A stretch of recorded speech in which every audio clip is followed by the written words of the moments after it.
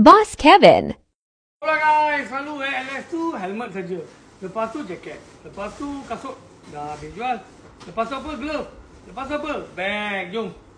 Okay, kita ada macam-macam bag LS tu dah sampai. Alright, sangat-sangat menarik guys. Okay, sangat-sangat menarik. Macam ni Ni tank bag tau. Tengok. Dia boleh ni waterproof. Lepas tu anda boleh tengok boleh letak barang dan secure. Lagi dia ada ni. Okey, boleh tutup. Dan ini pun boleh dikeluarkan. Alright. So kalau nak lock balik, dia tak ada zip langsung tau. Selalu kan tank bag ada zip. So tu je. Alright. Memang sangat menarik. Okey, ini fleksibel So tank anda kadang-kadang dia ada shape macam tinggi, rendah, apa semua tajam. Dia akan flex, dia akan duduk. Alright, very nice bag. Okey, daripada LS tu. Okey, lain. Okey, ini anda boleh letak phone lagi. Alright. Backpack yang sangat menarik. Kalian tengoklah build quality dia. Build quality dia memang sangat-sangat. Ini dia orang nak fight branded punya bag tau, yang mahal-mahal punya. Macam tu punya bag dia orang nak fight. Tengok. Anda tengok dah nampak. Datanglah ke kedai, pegang tengok macam-macam function. Saya malas nak explain one by one, tetapi memang sangat menarik. Leg bag. Leg bag duduk sini. Okey. Tube bag. Ini untuk klasik ke, anda nak ikat dekat handlebar depan ataupun letak dekat crash bar pun boleh. Memang sangat menarik. Comel lah, alright.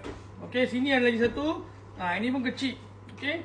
Ini boleh jadikan backpack ataupun crash bar bag. Alright. Crash bar bag ataupun anda nak letak seat bag pun boleh. Semua boleh ikat tali. Alright, sangat menarik. Ini kalau biker wanita nak pakai pun comel. Kecil je. Alright. So jom kita ke sini. Kualiti dia orang lah, sangat-sangat mantap guys.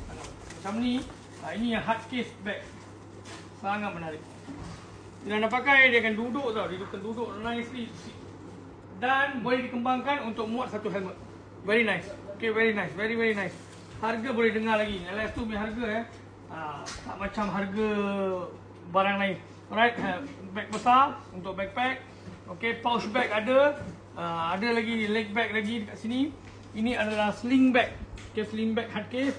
Ini untuk yang skuter punya kepit. Okay, kepit. Okay, sekarang persoalan anda, bos, tak ada ke yang bag untuk saddle bag? Tu dia. Ni dua ni saddle bag daripada LS2. Ini yang macam waterproof penuh punya. Yang tu yang pakai kain punya, tapi dia pun water resist ke waterproof juga. Alright, so itu pun komplit. So untuk sekarang semua komplit. Kita dealer premium untuk LS2.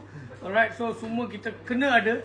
Alright, so datang cuba dulu, tengok nice, baru beli. Itu saja saya Boss Kevin. Ciao.